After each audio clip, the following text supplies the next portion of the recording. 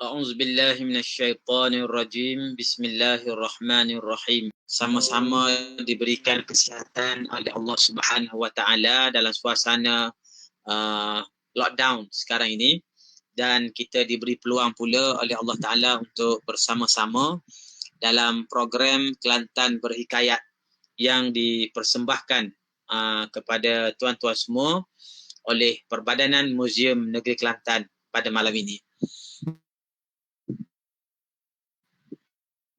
Alhamdulillah, kita ucapkan sekali lagi syukur pada Allah Subhanahu wa taala kerana sekarang ni kita sedang membacakan sebuah kitab ataupun sebuah kumpulan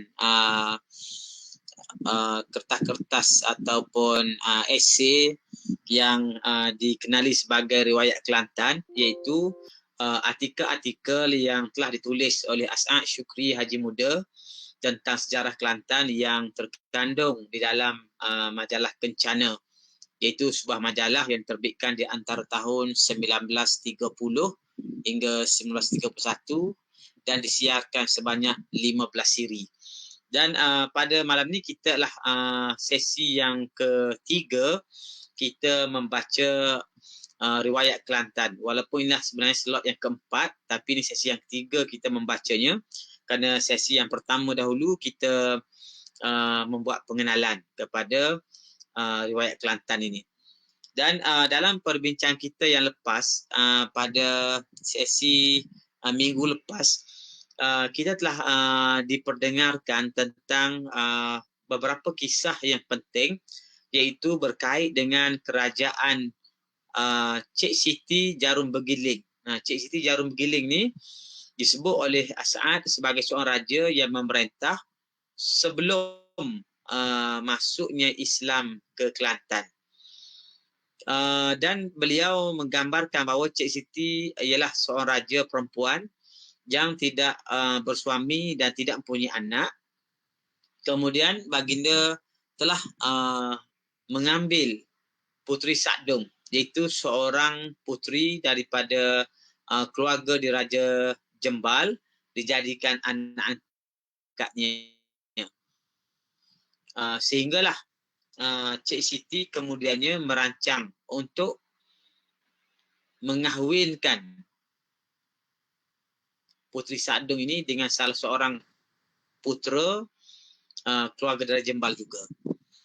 Kemudian penulis telah menyebutkan di akhir perbincangan kita lepas beberapa asal mula ataupun origin kepada nama Kelantan itu berdasarkan beberapa pendapat yang diberikan oleh pengkaji-pengkaji sebelum ini. Antaranya termasuklah nama Kelantan itu dikatakan muncul daripada perkataan kilatan misalnya, ataupun pendapat lain mengatakan daripada perkataan kelam hutan ataupun gelam hutan.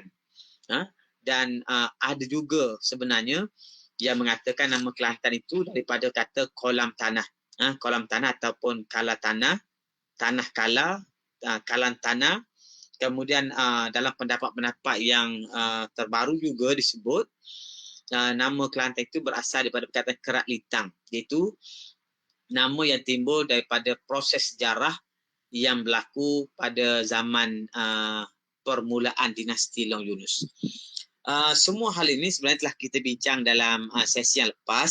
Saya hanya buat peringatan semula supaya kita ada kesinambungan dalam perbincangan pada malam ini. Baik, malam ini kita akan sambung perbincangan pada topik yang seterusnya, iaitu berkenaan dengan kerja besar yang telah dilaksanakan di pihak Istana Cik Siti Jarum Bergiling untuk menikahkan dua orang puteri, dua orang anak raja ini, iaitu Puteri Sadong dan juga Raja Abdullah. Baik, kita lihat kisahnya. Sambungan bahagian pertama yang menunjukkan kurun kejadian negeri Serendah. Asal usul raja perempuan memerintah dan raja yang kemudian daripadanya sehingga Kelantan menjadi hutan rimba, yakni kelam hutan. Jadi katanya cerita yang seterusnya ini ialah cerita berkenaan dengan kisah sejarah negeri Serendah atau Sanah Serendah Sekebubunga, di mana di situ asal usul raja-raja Melaka adalah raja perempuan. Kemudian setelah itu kerajaan itu telah runtuh. Lalu dalam masa tempoh yang lama, tapak kerajaan yang dahulunya merupakan kota telah bertukar menjadi hutan rimba. Kan itulah disebutkan sebagai kelam hutan. Kelam hutan maknanya tempat yang dipenuhi oleh hutan rimba. Apabila sampai tempoh ditetapkan pada waktu yang baik, berangkatlah Cik Siti diiringi oleh anaknya dan sekalian Menteri Hulu Balang ke kota Jelasin. Asalnya kota Cik Tua Kembang ni terletak di kota Tanah Serendah Sekebubunga. Kemudian baginda membina satu kota baru, kota yang baru di kota Jelasin. Jadi kota Jelasin ni sebenarnya tuan-tuan hari ini terletak di kampung kota. Kampung kota belakang di sekolah kampung kota itu. Di situlah terletaknya tempat yang dipanggil kota Jelasin. Kota tempat itu kita kira tidak begitu jauh daripada tebing Sungai Kelantan di kawasan Pitugeng itu. Di situlah letaknya kota Jelasin. Kota yang baru dibina oleh Cik Siti Wang Kembang. Lalu diberitahu pada kita bila rancangan mengahwinkan putera dan puteri ini, maka Cik Siti pun bergeraklah berangkat pergi ke kota Jelasin bersama dengan anaknya dan juga para hulu balang. Maka didapati pada masa itu penuhlah sekalian anak-anak raja yang muda-muda. Masing-masing pakai pakaian yang elok. Yang ini pakaian zaman itu yang tidak sebagaimana pakaian anak jantan sekarang. Berkain singkat, senangan, yang ini bertengkolok, kain sebai dan kerih yang dengan menunjukkan gayanya pula. Jadi sekarang ni bukan majlis perkahwinan lagi. Apa yang disebut di sini ialah majlis di mana anak-anak raja semua datang. Kerana anak-anak raja ni akan dipilih oleh Cik Siti Wang Kembang sebagai Cik Siti Jarum Bergiling ni sebagai calon menantu dia. Dalam hal begitu mulailah peraturan, ialah seorang selepas seorang diperhatikan oleh Cik Siti. Maka anak-anak raja muda ini, semua raja-raja, putera-putera raja ni kira-kira macam beratur lah, ramai-ramai Cik Siti akan tengok seorang-seorang pilih calonnya. Apabila sampai kepada giliran seorang anak Raja Jembal, maka cenderunglah hati Cik Siti kepadanya dengan kasih mesra seraya bersabda kepada Menteri Hulu Balangnya, "Hei mamaku, bawalah kemari anak raja yang muda itu."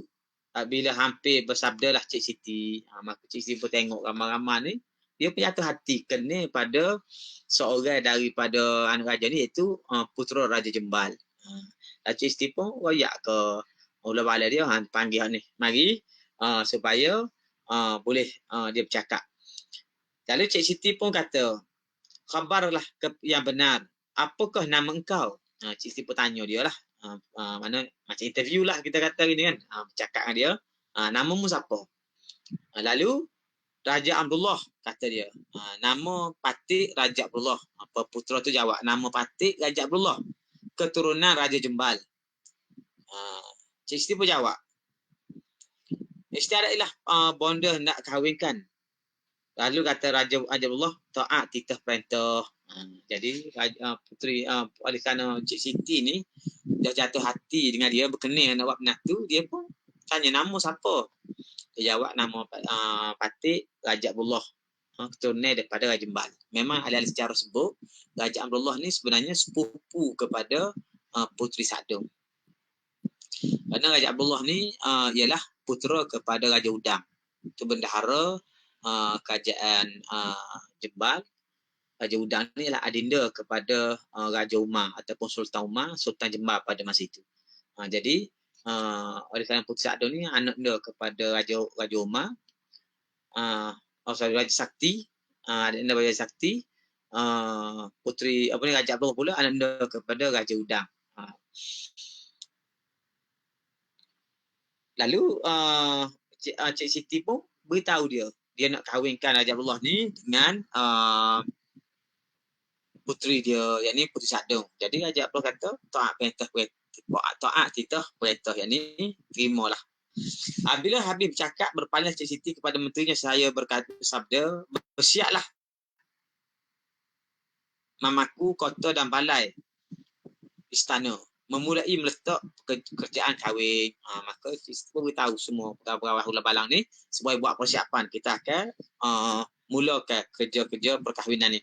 Lalu berangkat masuk. Adapun Raja Abdullah dibawa kembali oleh menterinya ke rumahnya.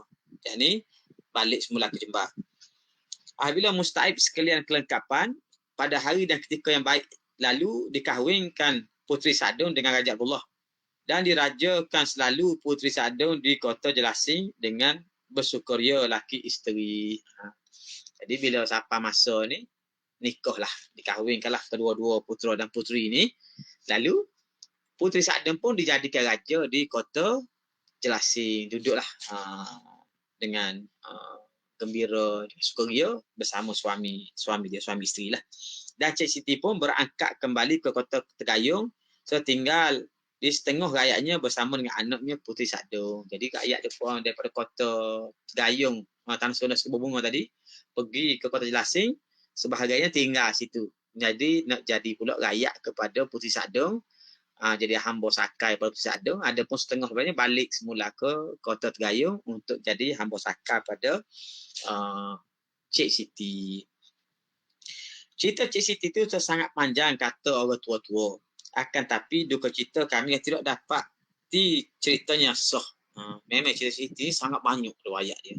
Cuma kita menjadi masalah, termasuk penulis ni menyebut yang jadi masalah kita ialah kerana riwayat sangat banyak dan sebahagiannya mengandungi mitos-mitos sampai kita payah nak telan dia bolak-bolak, nak percaya bolak-bolak. Itulah yang menjadi halangan pada penulis, kerana Saad Syukri ni dia mengambil pendekatan yang lebih saintifik dalam menjelaskan fakta-fakta sejarah dia. Bila kita dengar cerita macam-macam orang sebut tu, sebahagian tu kita rasa dia lah tidak saintifik lah, kita kata kan. Jadi kata dia duka cita kami kerana tidak dapati ceritanya yang sah. Tak tahu yang mana satu betul. Kalau begitu dipendekkan sahajalah, kerana hendak dijadikan buku ini tarikh sahaja. Jadi kata kalau payah kita buat pendek-pendek cerita reka-reka, percuma nak royak. Ada masa di Kelantan ni diperintah oleh oleh Cik Siti ni. Selang tidak berapa lama, Cik Siti bertakhta di kota Segayung, negeri serendah sekebun bunga. Pada suatu hari masuklah menghadap awal selamat dan Mok Sang Kelembai. Saya mempersembahkan apa yang kami dilihat demikian. Maka dah lama itu marilah Mok dengan ayah dia. Mok dengan ayah dia tadi kan cerita asal dia. Cik Siti ni sendiri ialah anak angkat kepada Awal Selamat dan juga Mok Sang Kelembai. Jadi mari Mok Sang Kelembai dengan Awal Selamat ni mari. Lalu dia pun kata, sedangkan ayahanda berjalan merata-rata negeri ini, tiba-tiba terpandanglah ayahanda bertiga batang buluh yang tinggi dengan ketiadaan daun, iaitu bekas dipotong dengan golok atau parang. Maka berfikirlah di hati ayahanda, tiada lain yang memotong barangkali raja-raja yang meminang anda dahulu. Rupa-rupanya besar dan tinggi sangat, sehingga ia dapat memotong pucuk buluh. Jika demikian, apalah gunanya anakku kita duduk di sini lagi. Baiklah kita bersenang diri di mana sebuah gunung berbuat ibadat, dan negeri ini kita serahlah pada anak kita Puteri Sadong. Jadi kata ayah dia ni berjalan-jalan dan negeri Kelantan ni, jumpa satu rupung buluh yang tinggi, tapi pucuk dia semua kena potong belaka, tak ada daun dah. Dia kata buluh ni dia tak naik kalau tak daun. Jadi tiba-tiba ada orang potong ke atas, siapa kerak buluh tu? Itu soalan dia. Berhenti orang Kerak ni, raja-raja bawa anak-anak dia mari nak tengok Puteri Sagong hari tu. Berjadi dia berasa hati, dia marah sebab anak dia tak terpilih, dia tebah habis. Buluh tu sampai habis, daun-daun buluh tu putus. Pucuk buluh putus. Jadi kata dia, mesti raja tebal buluh ni orang tu besar. Sebab buluh ni biasa orang tebal daripada bawah. Saiz kita lah kan. Tapi kalau dia boleh kerak ke atas tu maknanya orang dia besar. Dia tinggi, dia parah tu kena atas dulu. Yang menyebabkan buluh-buluh tu semua di atas tu tak ada pucuk dia. Jadi kata berjadi raja ni raja besar lah. Maka dia kata kita buat gapo lagi sini. Kalau raja tu marah, acun lagi kita. Lebih baik kita ni pergi pindah duduk atas gunung mana-mana untuk buat ibadat. Adapun negeri Kelantan ni serahlah pada Puteri Sagong. Jadi ayah dia ni beri pandangan gitulah. Mana awan selamat dengan Mak Saklemat tadi. Demi dengar oleh Cik Siti segala huraian ayah hendanya, maka termasuklah pada akalnya. Maka dia fikir logik juga dia kata. Padahal mustahil benar seorang manusia sebegitu tinggi sehingga dapat memotong pucuk buluh dengan tidak memanjatnya. Cara logiknya tak menasabah ada orang tinggi pada buluh. Tapi Cik Siti dengar cerita dia ni, dia mari bahasa percaya. Dia percaya, dia kata menasabah juga. Pada sebelah keluarlah seorang daripada rakyat negeri itu kerana menjalankan pekerjaan. Mana pada sebelah petai kalau kita berkurang, marilah tubik seorang rakyat dia buat kerja. Tiba-tiba dia dapati jalan yang saya lalui itu ditutup oleh daun-daun buluh kerana malam-malam hujan sangat lebat dengan tidak payah diangkat golok dipancungnya. Apabila sahaja daun itu jatuh ke tanah, terangkatlah hujung buluh itu ke atas. Ini ke tempat yang sedia kala kerana telah ringan. Tampaklah tempat yang terkena pancung golok itu. Betul lah bagian pengetahuan selamat tadi. Alangkah bodohnya yang persembahkan perkara sangat mustahil. Begitulah juga Cik Siti. Akan tapi jika terfikir olehnya, lah pendek pula cerita Puteri Sagong. Maka kejadian yang seumpama itu semata-mata dengan kuasa Tuhan yang menunjukkan kudrat iradatnya. Jadi dia sebut ada rakyat dia tengok dengan buluh-buluh ni liuk lah, kita kata liuk turun lah bawah gitu kan, tak ada liuk. Jadi tutup jalan. Buluh tu liuk turun lah bawah, tutup jalan. Jadi kerana ribut kerana dia pun ambil kalau tebah tetok ni bila cabut pucuk ni semua bikah naiklah ke atas gitu. Jadi daun-daun pun jatuhlah ke bawah. Sebenarnya buluh tu kayak buluh kan dia boleh gerak gitu kan. Jadi masa dia turunlah ke bawah tu tutup jalan. Jadi pocik tu tebah. Jadi batai tu bikah naiklah ke atas mula. Maka ayah dia tengok tadi tu, awak selamat tengok tadi tu buluh tetap dah tebah dah. Maka dia pun menyangka ada orang mari, orang tu besar, dia mari tebah buluh tu. Gitulah cerita dia. Jadi kata dia, kalau kita fikir logik, memang tak logik lah berlaku. Tapi bila cerita orang ni royak, buluh tu turunlah bawah, liuplah bawah, buluh tu bikah naik ke atas mula, munasabah. Cuma, kata dia, patutnya fikirlah. Fikirlah betul-betul. Kan? Takkan kita percaya bodoh-bodoh gitu je. Bila telah termasuk dalam fikiran Cik Siti, lalu bertitah memanggil anaknya Puteri Sagong. Menteri Hulbalan dan rakyat Sakai berhimpun di balai kota Tegayung. Cik Siti bila dia pun dah rasa menasabah juga kalau kita pergi duduk dalam bukit mana-mana, tinggal negeri. Maka dia panggil lah Puteri Sagong dan segala Hulbalan dan rakyat dia. Lalu dia pun bertitah. Apabila telah berhimpun sekaliannya, bertitahlah Cik Siti pada Puteri Sagong. Dan sekaliannya yang ia nak berangkat ke gunung bersenang diri, berbuat ibadat di tempat-tempat yang sunyi dan negeri serendah serbunga diserahkan pada Puteri Sagong menggantikannya.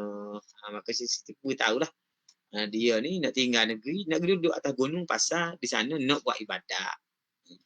Lalu negeri Kelantan lah, negeri sebut tanah serendah serbunga ni, daripada kota Tegayung sampai ke kota Jelasin tu nak bui ke Puteri Sagong belaka.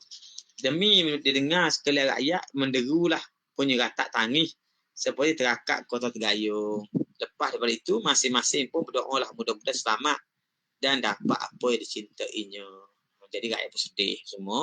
Pasal raja nak tinggal negeri tak balik dah.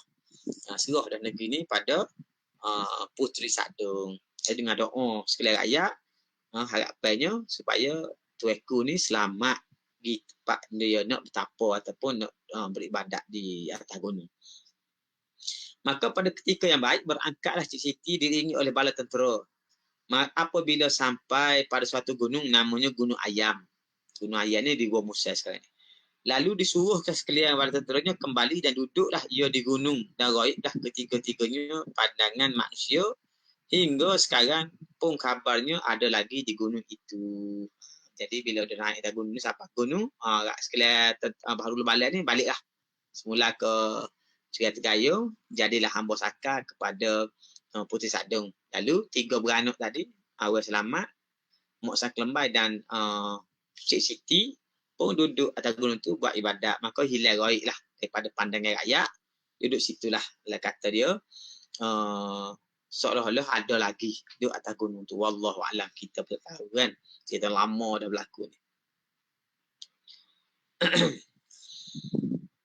Sebab pun kami mengesahkan kerana ia kerana sentiasa kami mendengar riwayat orang yang ada sekarang mengkhabarkan pada satu hari kami mendengar riwayat seorang yang sesat dalam hutan berjumpa dengannya. Bukanlah pula kami seorang yang mengesahkan begitu. Agaknya setengah daripada putera bumi Kelantan pun ketahui. Jadi cerita ni cerita terkenal sebenarnya, disebut oleh As'ad ni.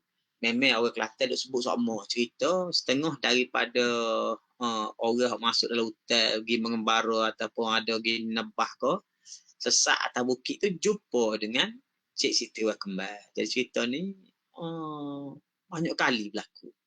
Wallahualam, sebenarnya Cik Siti Wah Kembar sungguh ke siapa tu kita tak tahu.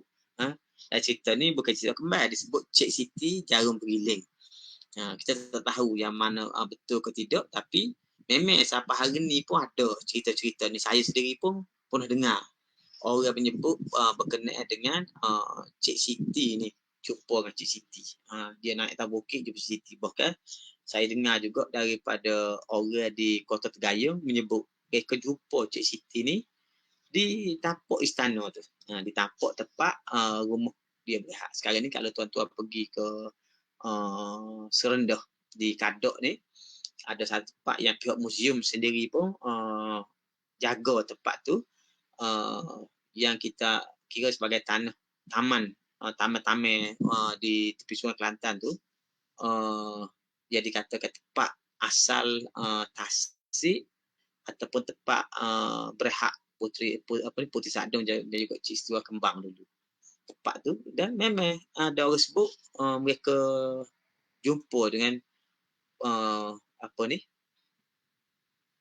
Cik Siti masih mari dan bersolat di tempat yang istirahat dia tu yang hari ini dijadikan surau.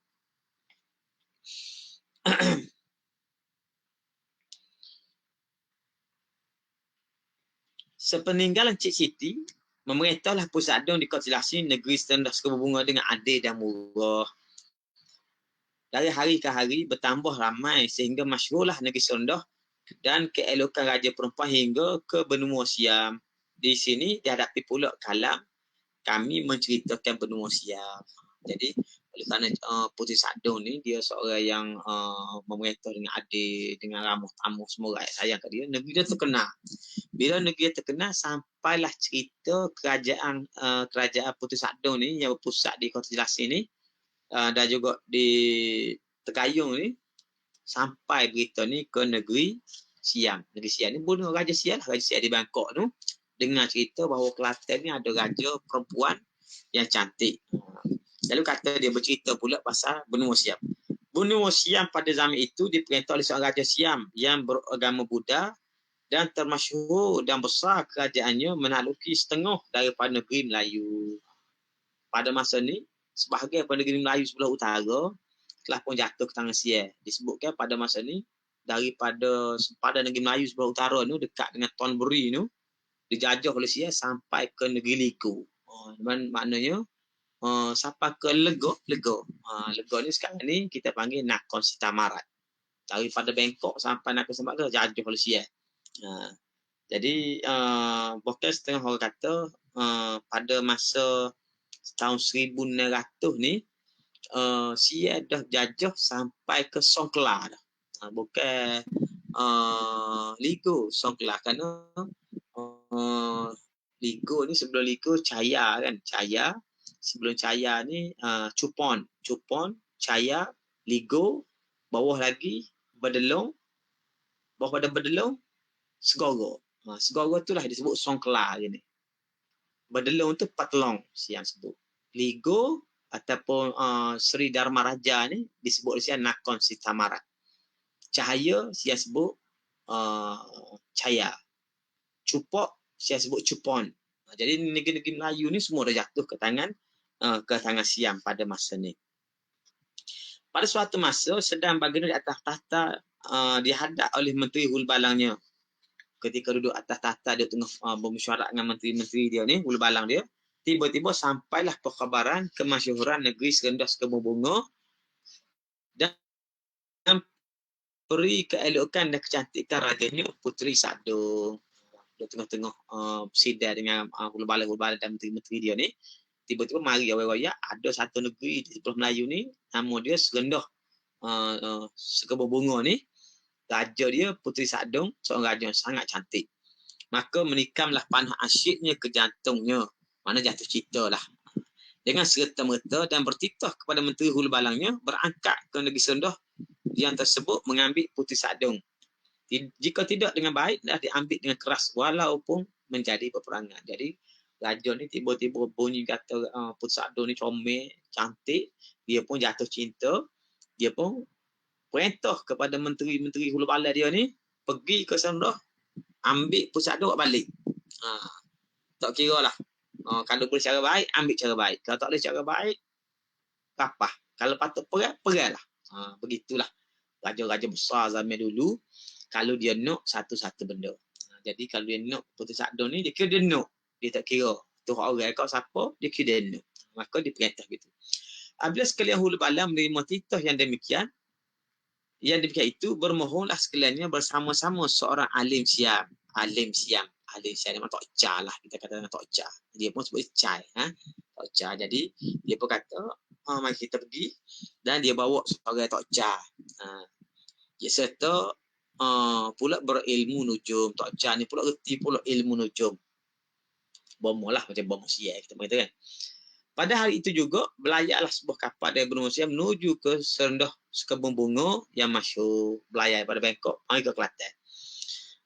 Hari itu juga kata dia, selang tak berapa lama sampailah ke Kuala Kelantan. Berapa lama tu wallahualam, mungkin seminggu ke begitu belayar pada Bangkok. Maka sampailah di Kuala Sungai Kelantan. Kedatangan kapal Malaysia itu gempalah seluruh negeri Serendah Sekebun Bunga sehingga ke pendengaran Raja Allah. Bila sapa di Murah Kuala, sapa ni kapal Raja Sial, maka jagelah rakyat tu kecek sehingga sapa kepada Raja Abdullah. Kerana Kuala Kelantan dengan kota Jelasin itu tidak jauh sangat kan. Hari ni pun lebih kurang berapa kilo, tak apa 40 kilo kan. Tak apa 40 kilo, dah 20 kilo je. Mana daripada Kuala Besar sampai ke Kota Baru. Kota Baru tu itu gate. Kalau lalu sungai tu straight je, bukan jauh sangat kan. Siapa Raja Abdullah. Maka pada malam itu bermesyuaratlah dengan isterinya Raja Abdullah, bermesyuarat dengan Puteri Sadong. Berazamlah pada melarikan diri. Jadi cara dia, oleh kerana Raja Sial ni nak igap Puteri Sadong, lari je lah. Supaya tak dia tumpah darah. Maka pada malam itu keluarlah Raja Abdullah bersama isterinya dan pengiring-pengiringnya dari kota Jelasin menuju ke hutan besar, mengikut kehendak kakinya sehingga sampai ke sebuah bukit Temange, Bukit Tambangan. Ini Bukit Temange, panggilan sekarang yang terdiri sebuah yang sekarang ni dekat sesi kereta api Temange tu lah. Di Temange ni kalau kita kira maknanya tepi Sungai Kelantan, belah barat, kalau kita mudik belah barat tu Sokok, belah timur ni Pasir Senur, ada Pasir Senur, Palu Rawa. Situlah Temange tu kan.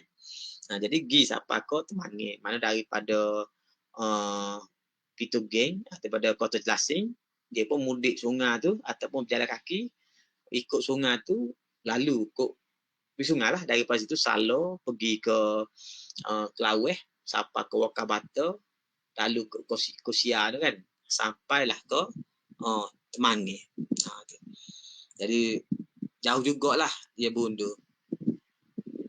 Oleh sebab takut lagi datangnya 10 hulu balai Mahathir Sihat itu, menyeberanglah pula ia ke Sungai Kelantan menuju ke hulu. Jadi sampai situ. Jadi mari pula rasa takut Mahathir Sihat jumpa cari. Jadi dia pun pergi lagi ke hulu jauh lagi. Di dalam perjalanan itu sampailah kepada suatu anak sungai yang hening jernih airnya. Maka menyusullah sekalian ke tepi-tepi sungai itu hingga sampai ke kaki sebuah bukit lalu dibuat ke pondok. Kebetulan kesampai itu petang hari, tiba-tiba ternampak kilatan di kemuncak bukit. Maka bersabdalah Raja Abdullah, "Ya buah hatiku, apakah yang nampak di hadapan kita itu?" Mata itu, Petis kata itulah kilatan bukit. Akan tetapi, janganlah anda salah faham.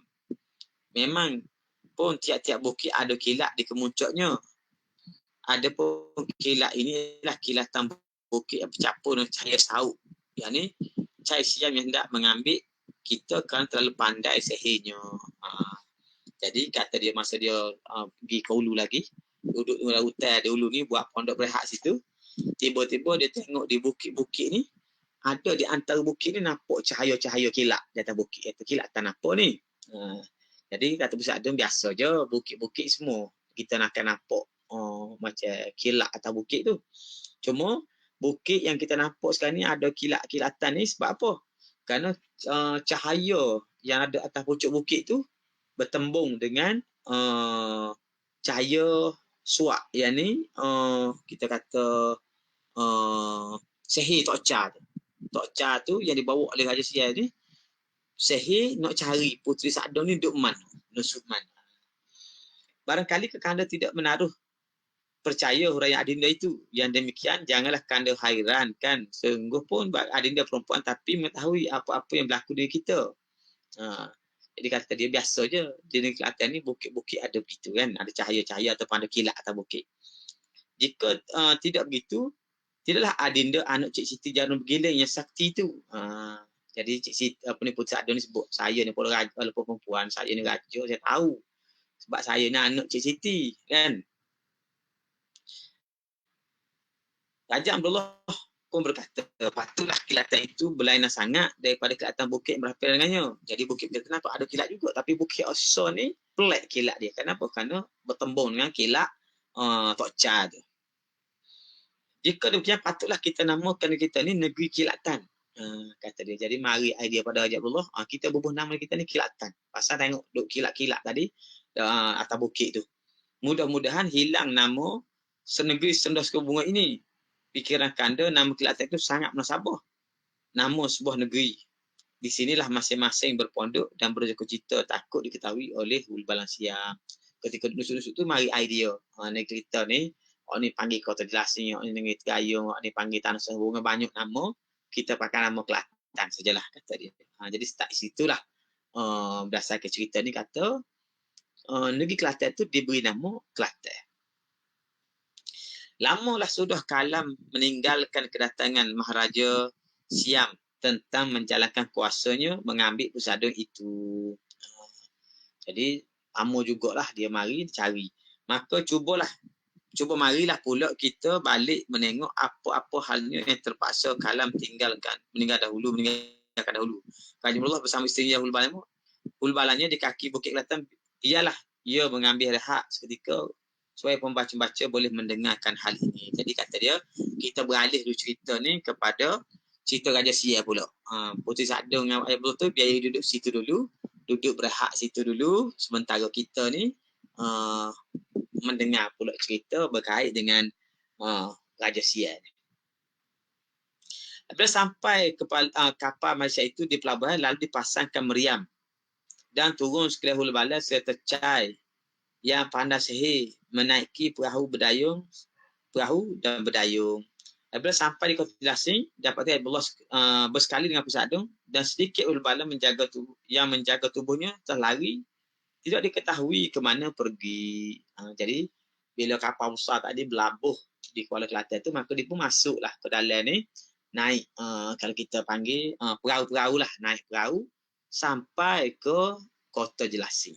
Sampai Kota Jelasing. Tadi saya sebut tak jauh sangat, lebih kurang 20 kilo. Macam hari ni pun kalau kita naik kereta daripada Kuala Cepur sampai Kota Baru 10 kilo je. Jadi daripada Kuala Besar sampai Kota Baru tu lebih kurang 15 ke 20 kilo saja. Kan?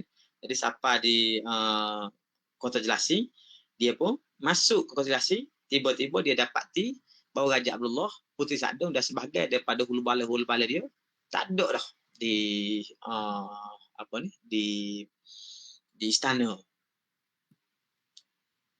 Maka duka citalah sekalian hulu bala Sia itu untuk dapat bagai di cerita harapan ni mari nak ambil Pusadong bukan nak perang. Tapi tiba tak ada. Maka duka citalah dia. Maka terfikir di hatinya, jika hal yang demikian tu saya mati dibunuh oleh Raja Sia dengan tidak bawa Pusadong. Dia fikir kalau kita balik tangan saja ni, tu aku Raja Sia marah, puak-puak kita habis kena bunuh ke Raja Siam. Maka bermesyuaratlah dengan Cai yang bersertanya. Dia panggil Tok Cai tadi, macam bagaimana buat ni. Maka berkatalah Cai itu, jangan kamu sekalian berduka cita. Atas akulah membuatnya walaupun di mana perginya. Sekalipun sehingga dapat diketahui juga. Si Tok Cai kata tak usah bimbang. Aku boleh buat. Nak cari dia duduk mana. Arakian, maka memulailah Cai itu menjalankan hikmatnya, yakni suak dia. Yakni sahih lah kita kata dia pun. Bomo. Oleh sebab kuat suaknya dengan takdir Tuhan yang Maha Kuasa, ternampaklah Pusadong pada Bukit Kilatan. Jadi dia dengan bomo ni betulan dengan sahih dia tu dengan izin Allah, dengan kehendak Allah, dengan takdir Allah, maka Tok Cai tu pun boleh nampak bahawa Puteri Sadong ni duduk nusuk di Bukit Kilatan. Habis lepas daripada menjalankan khidmatnya, keluarlah dari tempat suluknya, yakni tempat dia bertapa di Bomo tadi, memberitahu sekalian hulu bala. Maka masing-masing pun meminta kebenaran nak pergi mengambil. Lalu ditegah oleh Cai itu dengan katanya, jangan, nanti di sini, suruhlah aku akan menjalankan ikhtiar supaya kembali dia dengan sendiri. Jadi, hulu bala tadi bila kata ada di situ, dia pun semangat nak ambil lah. Negeri kat Pusadong. Jadi Tok Cai kata tak payah. Aku boleh bomo biar dia balik. Gitu. Daripada hari itu betul-betul 3 malam Cai itu menjalankan hikmatnya. Hari keempat berhentilah ia makan minum bersukaria dengan sekalian hulu bala nanti kedatangan istirahat. 3 malam tu 3 hari 3 malam dia duduk bomo nak panggil Pusadong ni balik. Masuk hari keempat dia pun berhenti bomo, barulah dia pergi makan-makan apa semua berseronok dengan ni, sementara tunggu berdasarkan ilmu sihir dia Pusadong ni akan balik mari menghadap dia. Maka di sini berpalinglah kalam mencerita pula keadaan Raja Abdullah dan Pusadong beserta hulu balanya di Kelantan. Maka sekarang ni penulis kita ni kata kita beralih pula cerita Pusadong lagu mana pula keadaan Pusadong tadi, keadaan di Istana Kuala Gasing ni di Bukit Kelantan pula macam mana. Semenjak Raja Abdullah dan Cik Siti berpondok, Bukit Siti sebenarnya ni dengan Puteri Sadong berpondok di Bukit Kelantan itu tiadalah senang, sentiasalah kepanasan kerana kuat saut Cai Siam itu duduk di pondok ni pukul 3 malam nak duduk oleh panah pasal kena sihir ke Tok Cai Siam. Pada masa itu berkatalah Puteri Sadong, pandangan dan ikhtiar adinda, jika ke mana pun kita pergi pun tidak akan lepas daripada tangan Siam. Jadi kata Cik Siti, menurut pandangan dia dari ikhtiar berdasarkan ilmu dia ada, kalau kita lari lagu mana pun, nusuk lagu mana pun, kita tak akan terlepas daripada Siam ni. Dia akan cari juga. Oleh itu silah kita kembali ke negeri walaupun apa jadi negeri kita. Jadi kata Pusadong baik kita balik je lah. Kalau kita duduk lari-lari pun, dia akan usaha juga nak angkat kita, baik kita balik je. Bagaimana pula fikiran Kekanda? Maka Raja Abdullah berkata, Kekanda menurut saja. Kekanda tak ada masalah, ikut je. Jika demikian, silah kita beramai-ramai menyediakan rakit. Akhir sungai dan bukit itu, kita namakan Bukit sungai dan bukit Kelantan. Jadi dia berada, okey, kita siap semua rakit, balik semula ke Kota Dasing. Lalu diisytiharkan sungai kita duduk ni nama dia Sungai Kelantan, bukit tu pun nama Bukit Kelantan. Maka perlu dino ayat kita Sungai Kelantan ni sebut nama Sungai Kelantan tu start dari situlah. Sebelum itu nama sungai tu ada banyak nama, okey. Termasuklah Sungai Mala dan seumpamanya. Gitu juga nama negeri kita Serendah Sekebunga. Negeri pun tukar nama negeri Kelantan juga. Apabila sampai kelak kita di sana, kita beritahu rakyat-rakyat negeri supaya hilangkan nama Serendah, ganti dengan Kelantan.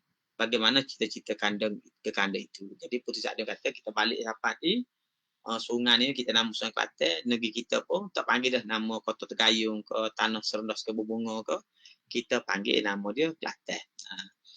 Nyatalah asal negeri Kelantan itu daripada nama Kelantan Cahaya, oleh sebab pelik atau pelak lidah sebutan itu tu jadilah sebutannya Kelantan. Kelantan tu Kelantan. Jadi kata dia kalau lama dah sebutan tu pelak lidah kita, sebut Kelantan jadi Kelantan. Apabila disedia rakit, hilirlah sekalian kembali ke Serendah Sekebunga dan masyhurkan kepada rakyat negeri tentang nama Serendah diubah pada Kelantan. Dibalik siapa ke negeri Serendah Sekebunga ni, maka istilah rakyat negeri sekarang nama dia Kelantan. Selang tak berapa lama, kesampaian itu masuklah Hulu Balas Siam menghadap Raja Allah mohon Puteri Sagdo. Tak lama, Hulu Balas Siam dia pun mari menghadap Raja Allah. Rakyat kita mari ni nak ambil Puteri Sagdo. Jika tak diberi dengan baik, dengan keras pun diambil juga. Jadi mari nak Sagdo. Kita ada soal tujuan nak Sagdo. Kita nak ambil cara baik. Kalau tu aku tak bagi cara baik, kita ambil keras. Apabila mendengar Allah, maka tiada berdaya upaya lah. Lalu dikurniakan Sagdo dengan kemasyhurannya. Maka nak pun dilawan berperang tiada punya kekuatan. Nak tak nak serah juga walaupun bagaimana kasih sekalipun. Raja baru sari pada bini dia. Sagdo ni raja kan. Jadi Sia tu kata kita kan ambil Sagdo. Bui pun ambil, tak bui pun ambil juga. Tak ada cara baik, cara kerah. Last kali perang. Raja Allah terfikir kalau lawan pun tak guna. Nak perang tak pada geng. Tak kuat. Lagi tak padan nak lawan Sia. Jadi mau tak mau, walaupun sedih, serahlah juga Sagdo ni pada Sia. Maka di sini kalam menghuraikan tentang perceraian itu. Maka dia pun nak sebut sekarang ni berpisahlah, cerailah antara Puteri Sagdo dengan suaminya. Maklum sajalah perceraian isteri dengan suaminya tidak habis bertangis-tangisan, berpujuk rayu dan sebagainya. Maka sedihlah berpujuk bertangis-tangis berpeluk-peluk, sedihlah kedua-dua suami isteri ni kerana terpaksa dipisahkan kerana Puteri Sagdo tu siano. Apabila telah selepas daripada bertangis-tangis, saya bersiaplah Puteri Sagdo dengan inang pengasuhnya naik ke perahu. Kena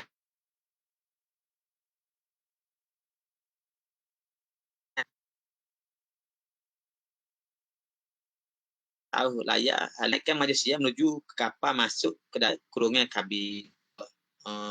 Hilir naik atas perahu Sia, perahu besar dia ni, kapal Sia pun akak sauh, berlepaslah ke laut. Selang tidak berapa lama pelayan itu, maka sampailah ke benua Sia lalu memasang meriam dan Cai pun naik ke atas darat menuju kota menghadap Sri Maharaja Siam mempersembahkan kedatangan dengan selamat bawa Puteri Sagdo. Lepas berapa lama, 2 seminggu belayar, sampailah di Bangkok. Kapal berlabuh, Tok Cha tadi pun naik menghadap Raja Siam, royak Puteri Sagdo ni kita mari dah. Demi didengar oleh Malaysia, perkabaran itu tersangat-sangatlah sukanya, lalu diperintahkan membuat sebagaimana adat istiadat permaisuri raja besar-besar. Raja Siam pun sukalah. Pasal Raja Kelantan Comel ni boleh dia. Dia pun perintahkan buat sambutan besar-besar serupa dengan puteri permaisuri raja besar-besar mari. Buat adat istiadat semua. Bila sampai ke pintu kota, lalu dibawa ke sebuah istana, dicadangkan baginya dengan cukup alatan. Maka di situlah baru lihat oleh Raja Siam dan percayalah perkabaran mengatakan elok paras Puteri Sagdo ini sangatlah benar. Maka Puteri Sadong dibawa ke satu istana, maka Raja Sial pergi tengok. Oh, comel sungguh. Bukan kata indah kabar rupa, kata cerita-cerita orang tu. Ni dia tengok sendiri, memang comel sungguh. Oleh sebab tidak dapat tahan oleh Sri Maharaja Siam akan nafsunya, maka pada satu malam masuklah ke istana Puteri Sadong memujuk dengan perkataan yang lemah lembut, yang lemahlah kalam menghuraikannya. Jadi dia masuk, dia goda lah. Kita kata dia nak goda dengan lemah lembut, pujuk rayu lah.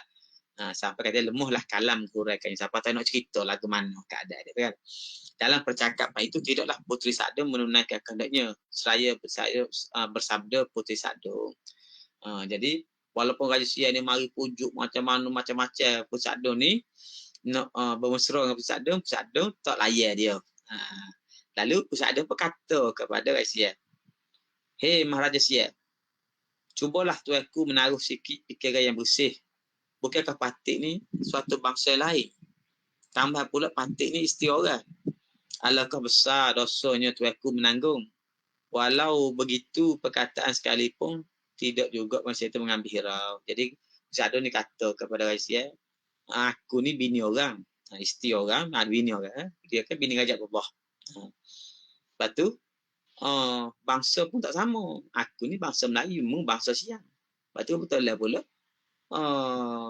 bangsa Siam ni Buddha, orang Melayu itu Islam kan. Ni perbuatan lagu ni dosa besar kata dia. Tapi Raja Sial tu buat tak tahu je. Buat tak tahu oleh sebab tersangat-sangat duka cita hati Puteri Sadong memikirkan kecerobohan si Raja Siam. Sama pula dalam istana pada waktu itu 2 orang sahaja. Lalulah dicintai bondanya Cik Siti Jarum Bergiling, lalu disembur dengan air mulutnya ke dada Maharaja Siam. Pada masa itu kata dia, cerita gini, mana dalam istana ni, istana Puteri Sadong duduk kan, Raja Siam termasuk. Duduk 2 orang tu je dalam istana.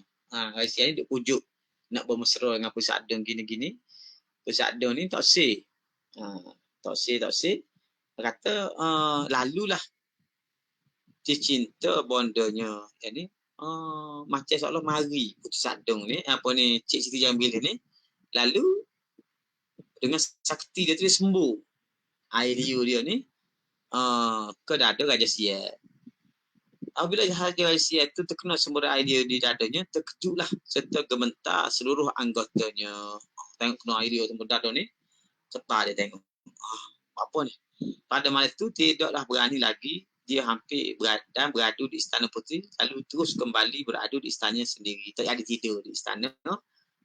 Puteri Sadong lari balik ke istana dia kerana takut. Kejut dia kenaling ni. Pasal disembur dengan air liur lah kita kata. Duduk ke sembuh kata sembuh air sirih begitulah. Sembuh. Cuma dalam setengah riwayat kata Puteri Sadong sendiri sembuh. Dalam cerita ni digambarkan seolah-olah Cik Siti Jarum Bergiling tu mari sembuh air liur tu ke Raja Sial. Selang 3 hari lamanya tumbuhlah seluruh badan Raja Sial itu satu macam penyakit kayak. Ini kedal. Mana penyakit kayak dada ni, penuh dada. Sehingga habislah sekalian tabib bunuh Sial, mengubatinya tidak juga sembuh. Lalu dititahkan memanggil Cai yang membawa Sadong dahulu. Bila raja ni 3 hari dah kena nyakit ni, habis dada dia atau pecah belah naik pudih. Kita panggil apa ni, kayak pudih lah kan. Lepas tu dalam keadaan macam tu dia pun sakit, tak nak rasa dah sakit ni, panggil habis semua Tok Bomo Sial mari berubat. Tak Sial juga. Jadi dia panggil Tok Jah, Tok Bomo dia pergi ambil Sadong tadi. Maka mengetahuilah ia saya datang bersembuh. Ampun, adapun penyakit tuanku ini tiada ubat yang menyembuhkannya jika selagi Puteri Sadong itu ada dalam benua Sial ini. Tok Jah tu kata mengikut ilmu dia, selagi Puteri Sadong tu ada duduk di kita ni, tak akan sembuh penyakit dia tu. Maka bertitalah Maharaja Siam, jika sungguh penyakitku ini kerana Puteri Sadong, sembuhlah aku, hantar kembali ke negerinya sebagaimana sedia kala, dan bertaubatlah aku hingga selamnya. Jadi kata kalau lagu tu sungguh, aku bertaubatlah, aku hantar dia balik. Jadi Raja Sial kata, tak apa, kita hantar balik lah kalau macam tu. Lepas daripada itu selang 2 hari sembuhlah penyakit sebagaimana sedia kala. Maka bertitahlah Malaysia menyediakan kapal menghantar Sadung dan hulu balik dengan hulu balik beragama Islam. Jadi raja dia kata kita hantar balik lah. Bila dia kata nak hantar balik je, duduk 2 hari siap penyakit dia. Maka bila siap, dia pun hantarlah Sadung ni balik diiringi oleh hulu balik yang beragama Islam. Apabila siap kapal naikkan itu, naiklah Poseidon dengan inang pengasuhnya ke atas kapal dan bongkar sauhnya, dinaikkan layar menuju ke negeri Kelantan. Hari itu, negeri Serenoh tu baru tukar nama jadi Kelantan. Jadi balik ni daripada siang, balik Kelantan, bukan balik ke Tanah Sebu Bunga dah. Tak lama sampailah di Kuala Kelantan, seraya bersabda Poseidon kepada 7 hulu balang. Ke-7 hulu balang menghantarnya. Kelantan 7 orang hulu balang. Daripada Bangkok yang beragama Islam. Telah sampai kita di Kuala Kelantan. Tapi jika sekiranya kita masuk Kuala ini tersangat jauh dengan kotaku. Oleh itu tujukan haluan kapal ini ke Kuala Kemayang kerana dekat.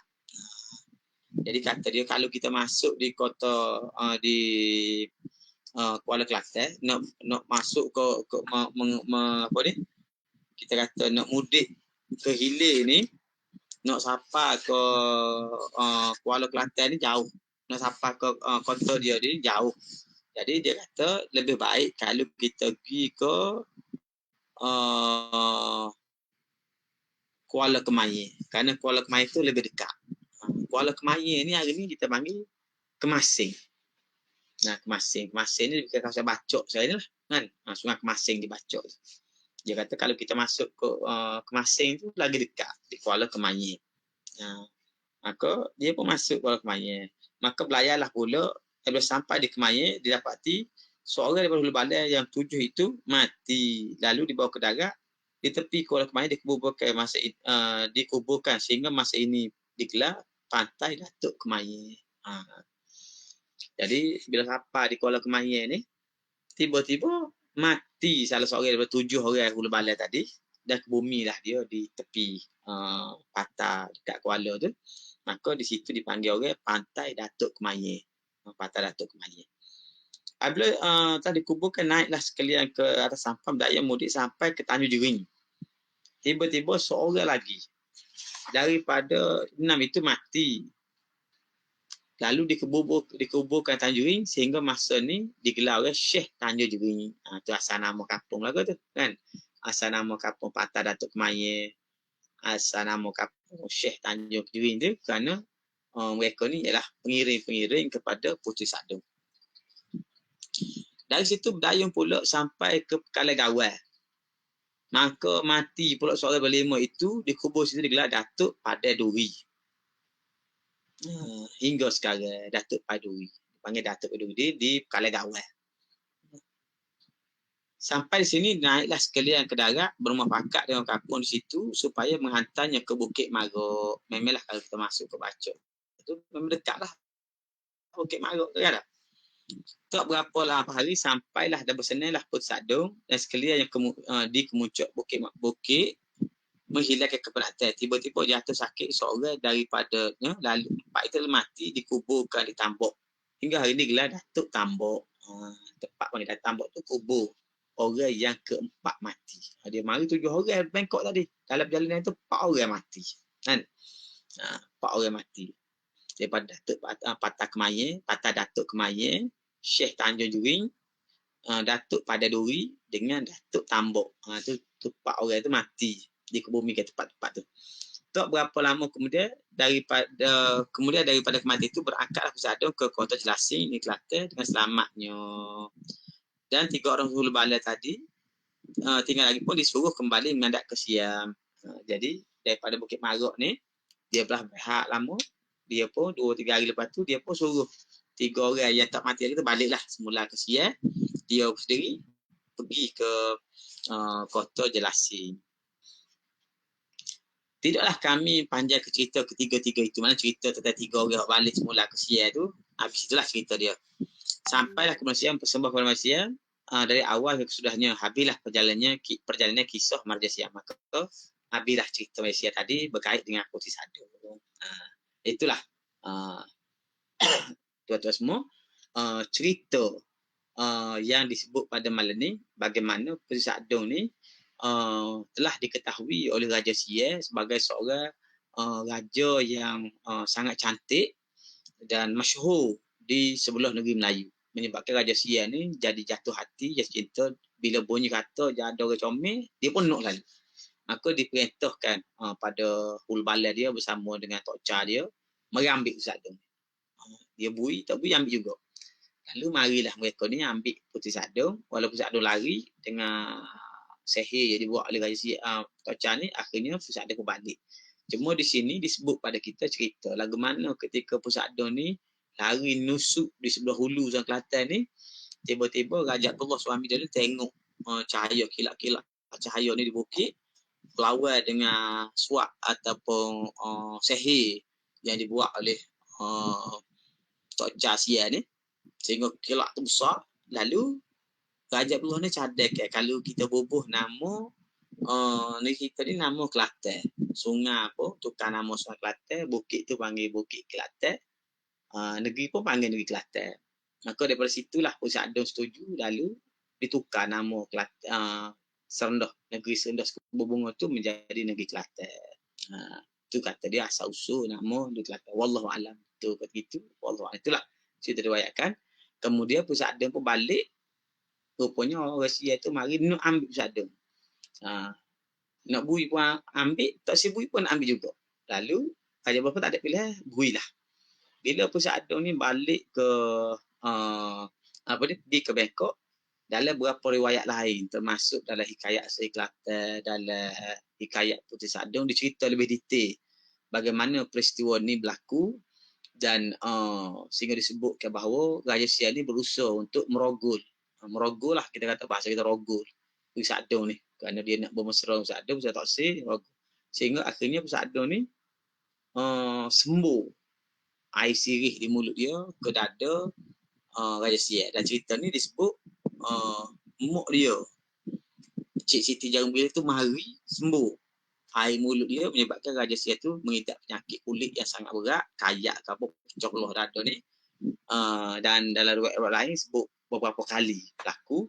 Tapi cerita ni sebut sekali je. Lepas tu Tok Bama Tok Cha dia kata lagi mana Puteri Sadong duduk sini tak akan sembuh penyakit ni. Dalam kait-kait lain sebut bahawa Raja Siye tu diubat dengan air basuh kaki Puteri Sadong. Lalu Raja Siye tadi patahlah Puteri Sadong ni balik semula ke Kelantan. Lalu bila balik Kelantan, dalam perjalanan balik ni Puteri Sadong pun bila sampai di Kuala Kelantan, royak ke kapal dia, kita masuk di Kuala Kemayang lah, Kuala Kemasing, supaya tu lebih dekat nak balik ke kota, yakni ke Bukit Maruk. Kalau tidak kena kata jauh, nak patah nak ke Bukit Maruk semula. Maka daripada situ sampai di Kuala Kemasing, mati salah seorang daripadanya. Itulah dinamakan tempat dia di kebumian itu dipanggil sebagai Pantai Datuk Kemayang. Datuk Kemayang itu nama dia. Jadi lepas tu masuk lagi, mati pula seorang di Tanjung Jering. Lalu tempat tu dipanggil Syekh Tanjung Jering, kubur dia tu kan. Lepas tu di Kalagawai mati pula seorang lagi. Maka yang situ kubur dipanggil Datuk Kaladuri. Sehingga sampai di Bukit Maruk tu mati pula seorang lagi. Di Tambok, maka dipanggil situ Datuk Tambok. Maka selepas pada tu Puteri Sadong lepas berehat 2-3 hari, dia pun suruhlah 3 orang lagi hulu balai penggil tadi balik semula ke Bangkok. Dia sendiri mengambil keputusan untuk pergi ke kota Jelasing, jumpa dengan suami dia Raja Abdullah. Jadi kita berhenti setakat tu dulu kisah malam ni tuan-tuan semua. InsyaAllah cerita selanjutnya Puteri Sadong berhadapan dengan Raja Abdullah dan berlaku pula konflik-konflik yang besar dalam istana kerana kepulangan Puteri Sadong ni. Yang ni kita akan baca dalam sesi akan datang insyaAllah. Jadi setakat tu kita baca malam ni. InsyaAllah cerita selanjutnya kita akan sambung kemudian. Cuma saya ambil kesempatan pada malam ni sekali lagi seperti biasa supaya kita ni sama-sama memberikan kerjasama pada pihak kerajaan negeri dan juga kerajaan pusat dalam usaha kita untuk mencegah ataupun memutuskan rantaian COVID-19 ni dengan cara kita mematuhi semua SOP yang telah ditetapkan oleh kerajaan, pakar-pakar lockdown belaka, duduk di rumah masing-masing, jangan pergi mana-mana. Tak usah tobek rumah, kalau tak ada urusan penting, tak usah tobek, duduk di rumah belaka, jaga diri dan keluarga masing-masing supaya bila kita putuskan kita jaga jarak antara sama lain, insya-Allah rantai yang COVID juga akan boleh kita matikan.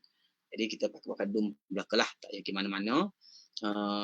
Sambil-sambil kita buat ibadat, baca Yasin, baca Quran banyak-banyak, minta doa pada Allah Taala, berikhtiarlah dengan doa-doa supaya kita ni diselamatkan oleh Allah Taala daripada kena wabak ini, dan kita doa supaya kita dan juga seluruh rakyat Malaysia ni selamat daripada penyakit ni, insya-Allah. Mudah-mudahan Allah Taala angkat naik semula wabak ini daripada tu menjadi satu gejala yang menakutkan kita semua. Mudah-mudahan dengan doa yang ikhlas daripada tuan-tuan semua, Allah Ta'ala terima doa kita dan kita akan selamat, insya-Allah. Sekadar itu dulu untuk malam ni. Kita jumpa semula pada minggu depan. Wassallallahu ala sayyidina Muhammad wa ala alihi wa sahbihi wa baraka wa sallam. Walhamdulillahi rabbil alamin. Wassalamualaikum warahmatullahi wabarakatuh.